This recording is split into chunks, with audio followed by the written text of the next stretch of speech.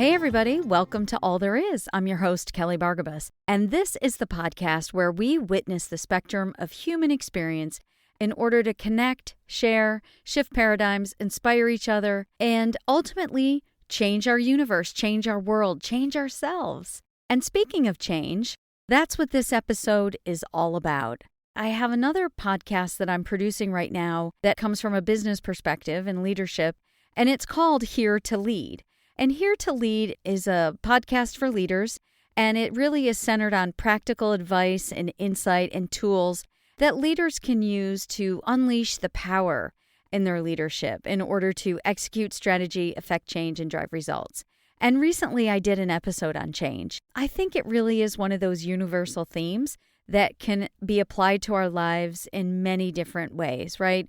We all experience change. We're all going to experience change as individuals, in our families, as employees, as leaders, perhaps, in our organizations. So change is a constant. And I think you'll get some really good stuff out of this episode.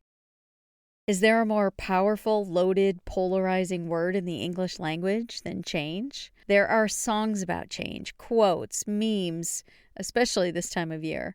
There are books. There are 12-step methods, 5-minute rules, 4-hour bodies.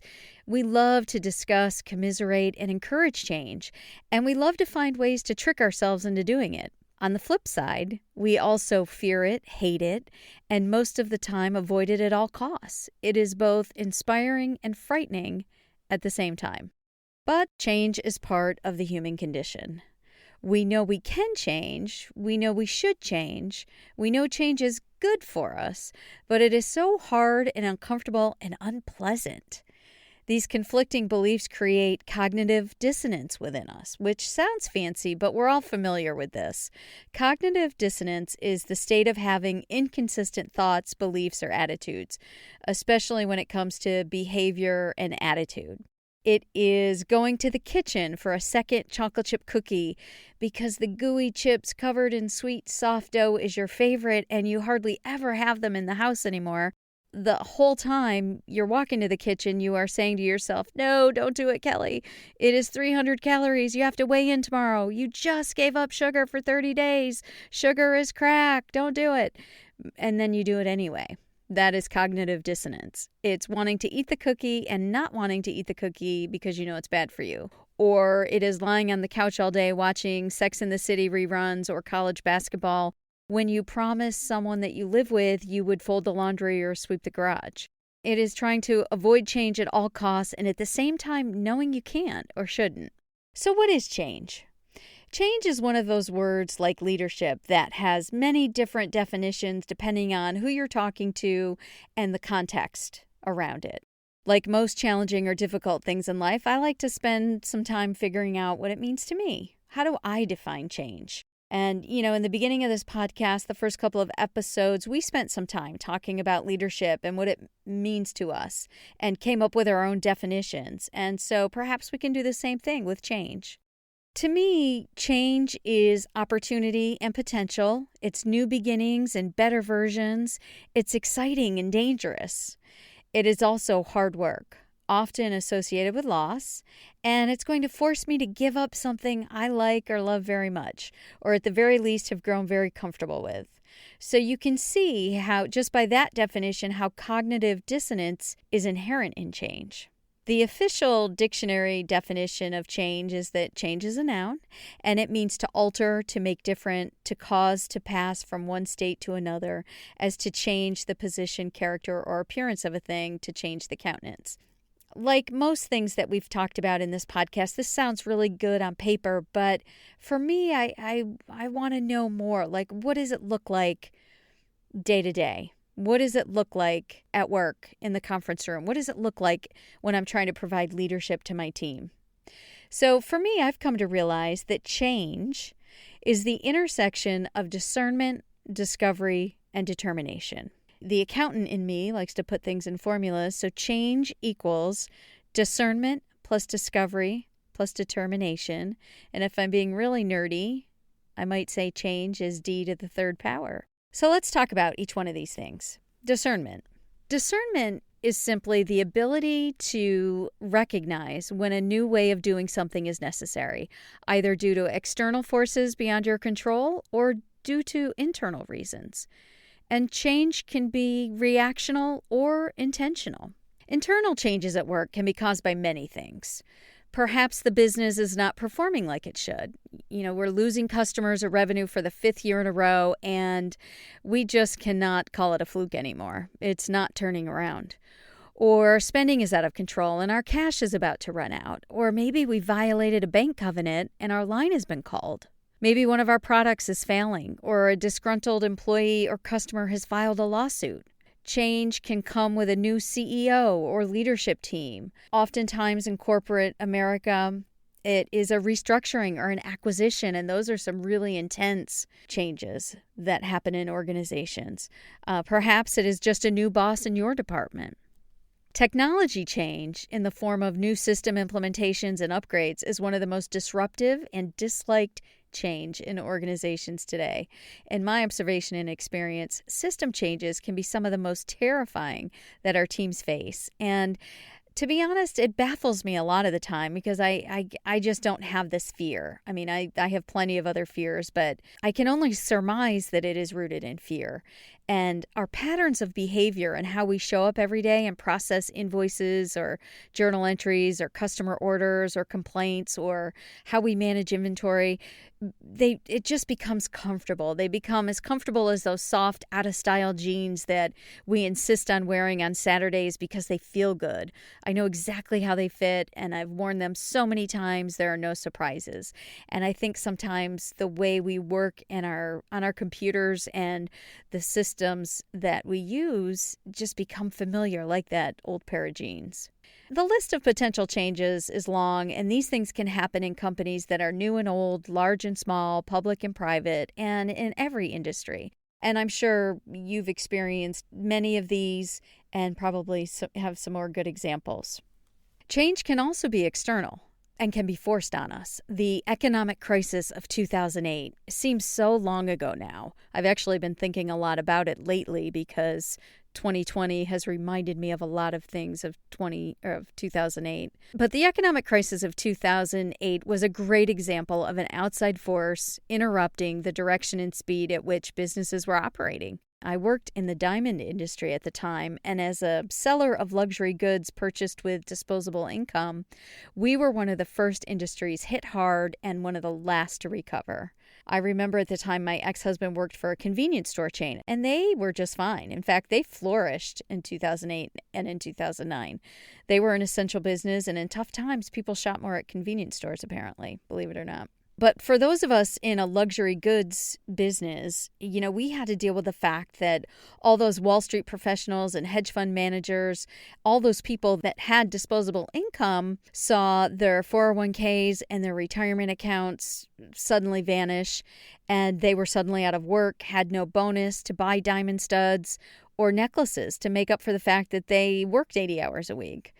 It hit us hard and fast. I had to lay off 2/3 of our workforce in one day, try to keep the remaining skeleton crew focused and productive, and keep our doors open.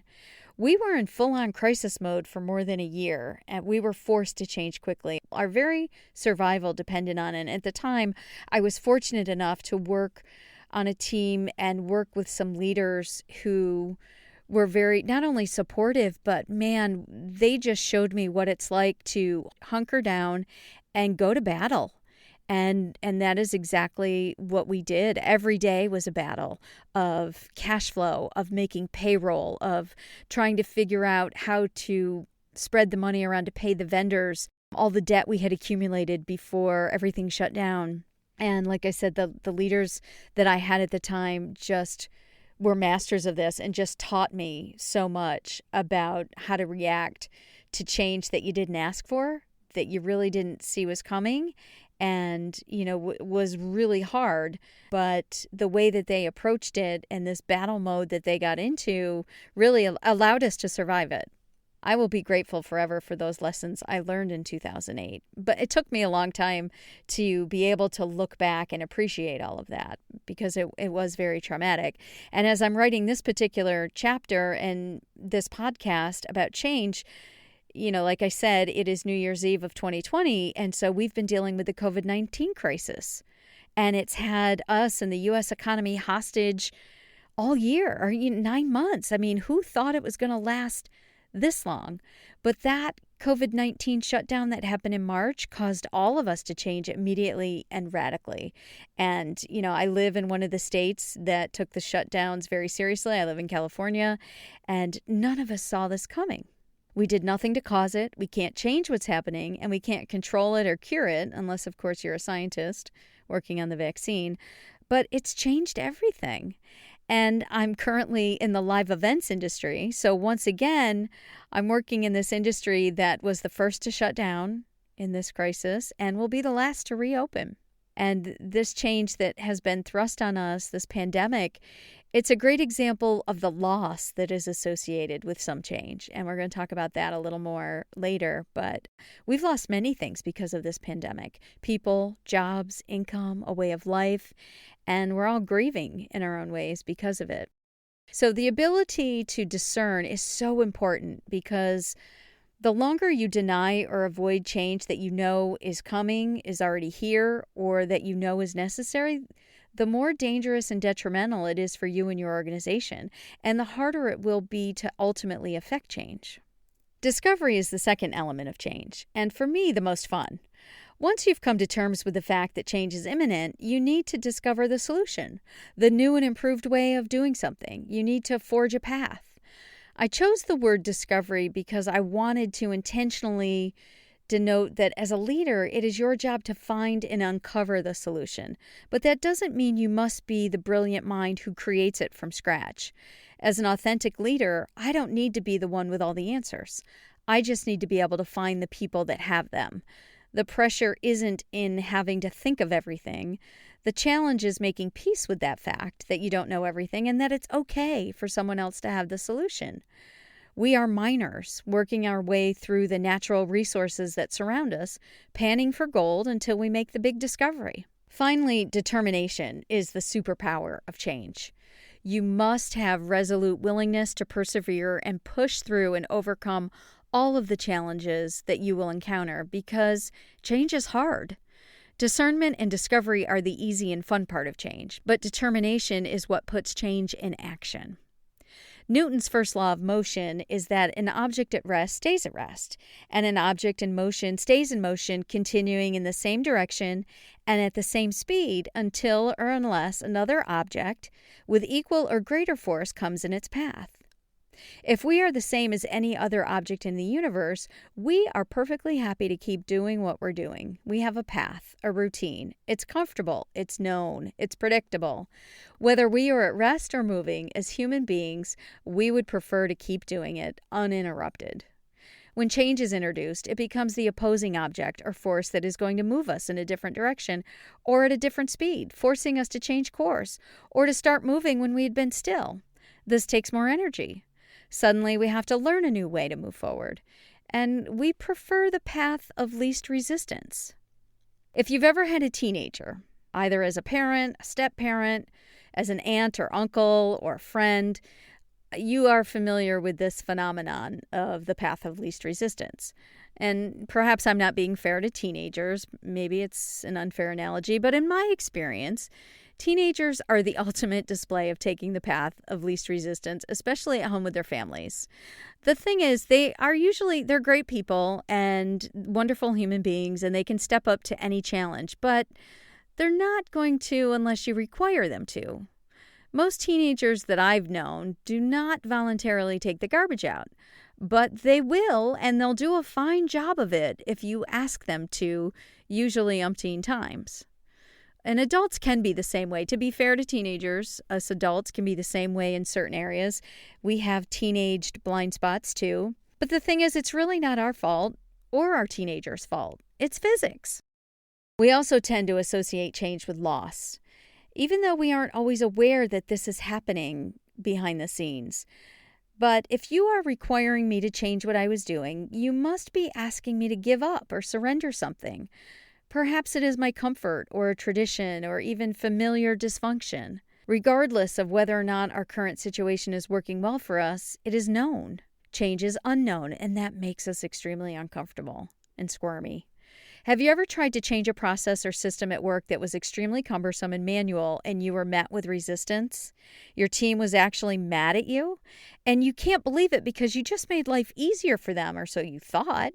This new way is so much easier, but instead of slapping you on the back and saying, "Thanks, man," they glare at you and whisper behind your back, like, "Who does he think he is?" The third reason that change is hard and requires determination is because if you are asking me to change, or I'm asking myself to change, we often jump to the conclusion that it must be because I was wrong.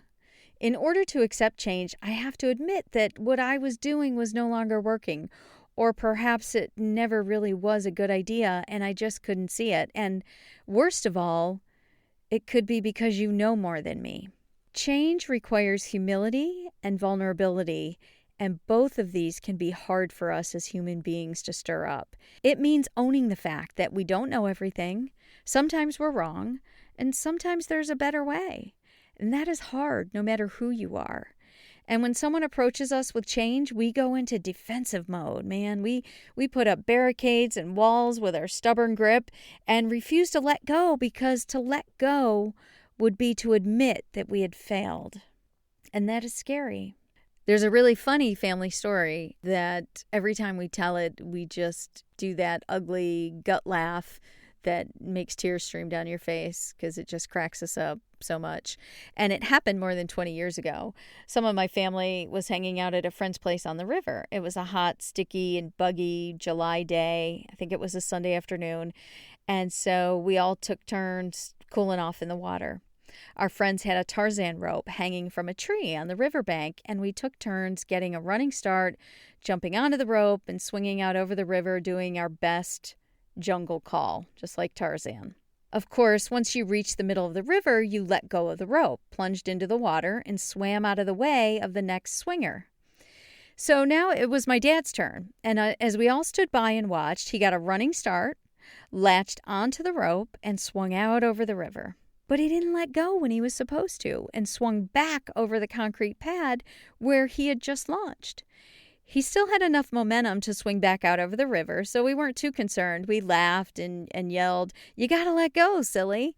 And then we watched as he held on for the second time and came at us again, swinging back towards the riverbank. His eyes were big, his mouth was closed. I'm not sure what he was thinking, but he was holding on to that rope. He was still moving, but it was clear that the rope was slowing down, and he was slipping lower and lower on the thing. "Let go! Let go! Dad, let go of the rope!" we kept saying, but he didn't. He came back in the last time swinging so low and slow on the rope that he scraped his shin and foot across the concrete and began to bleed. He gashed his leg wide open. Someone finally grabbed the rope this time and stopped the whole thing, so that he wouldn't go back out again and hurt himself even more. And to this day, none of us know why he didn't let go. And he doesn't either. He was just hanging on for no good reason, and it ended up really hurting him, which is just kind of a funny analogy. And I think sometimes as human beings, we're like that. We hold on to things. Sometimes we don't even know why we're being so stubborn and resistant, but it's just part of our nature. So all three of these things, physics, the sense of loss, and the fact that we are wrong and what that means to our ego, make change one of the hardest things for us and our teams. And that is why we need that force of determination. We need discernment, discovery, and determination. Change is also very personal for all of these reasons that we're talking about. It is so personal to us. Regardless of where the change is coming from or what is driving it, we take change personally. It's just, think about this whole COVID thing. We know that the whole world is experiencing it, right? It's not even just nationwide. It is worldwide. And it's impacting everyone in some way, shape, or form. And yet it feels very personal how it's impacted us, our families, our lives, right? Change is always like that. I heard a pastor say once in a sermon that when change is necessary but fails to occur, a crisis will emerge. And if you think about just our American culture, historically, we've seen this happen in areas like civil rights, racial injustice, homelessness. In a broad sense, we've been resistant to change in these areas. I'm not talking about you personally, but just in a broad sense, we've had a lot of change, but we've also been resistant to change, holding on to that rope in these areas. And crises have emerged in the form of riots, civil unrest that we're still dealing with. And, as one of the richest countries in the world, we have some of our citizens, we have men, women, and children floundering on the streets without shelter and a reliable source of food and care. All of these social crises developed because change was necessary and failed to occur. It is human nature to dislike change and to avoid it at all costs. Regardless of human nature, change is a necessary reality, and without it, crisis will occur. Not just for us personally, but in our organizations. And not only do our teams need bold leaders to help them through the internal and external forces of change, it is one of the reasons you were hired or placed in a leadership position. As leaders, we are expected to affect change in our organization and within our teams. Leading an organization through change, whether it's positive or negative, will be one of the most challenging things you do as a leader, but it is also one of the most rewarding and one of the areas where you will learn the most and develop the most as a leader. Leaders affect change. Organizations hire leaders because they need us to affect change. Rosalind Carter said, "A leader takes people where they want to go. A great leader takes people where they don't necessarily want to go, but ought to be." Thanks for navigating change with me. I really appreciate it. I hope you enjoyed this crossover event. As always, you can go to my website, kellybargabas.com/podcast, where you can listen to all the episodes of All There Is and Here to Lead. And you can also get in touch with me if you'd like. Thanks for reviewing and subscribing and sharing this podcast with your friends. I really appreciate it. Take care.